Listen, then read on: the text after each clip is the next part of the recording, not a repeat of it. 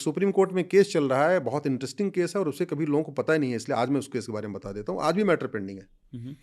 झारखंड से, बिहार से, उड़ीसा से, बंगाल से, बिहार, झारखंड, उड़ीसा, बंगाल, असम, हाँ पांचवा असम, इन 5 राज्यों से गरीबों के बच्चे गायब हो रहे थे। ये जो लेबर का काम करते हैं, झुग्गियों में रहते हैं, लेबर मिस्त्री का काम करते हैं, इनके बच्चे गायब हो जाते थे। 75,000 बच्चे गायब हो गए। पुलिस के पास जाते थे, रोग आके बैठ जाते थे, कुछ नहीं होता था। बाद में पता चला ये सारे के सारे बच्चे केरल में मिले, केरल के यतीम खानों में मिले।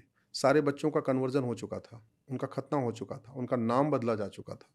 फिर बाद में जस्टिस अशोक भूषण, जो राम मंदिर वाले बेंच में भी थे यहाँ पे सुप्रीम कोर्ट में, ये उस समय केरल हाई कोर्ट के चीफ जस्टिस हुआ करते थे। वहाँ एक PIL फाइल हुई, उस PIL में उन्होंने CBI जांच करवाई। फिर जांच में पता चला कि इन 5 राज्यों से बच्चे जो गायब हो रहे थे 6 महीने के, साल भर के, 8 साल के, 1 साल 2 साल के, वो वहाँ पे कन्वर्ट करने के लिए किडनैप किया। तो इस देश में कन्वर्जन के लिए किडनैपिंग होती है, ये मैं आपको बताना चाहता हूँ। इस देश में कन्वर्ट करने के लिए केवल झूठ नहीं बोला जाता, केवल धोखा नहीं दिया जाता, केवल फरेब नहीं किया जाता, केवल लालच नहीं दी जाती, केवल चावल का लालच, दाल का लालच, स्कूल का लालच, हॉस्पिटल का लालच या इलाज का लालच ही नहीं होता है। इस देश में कन्वर्ट करने के लिए किडनैप भी किया जाता है, ये मैं आपको बताना चाहता हूं।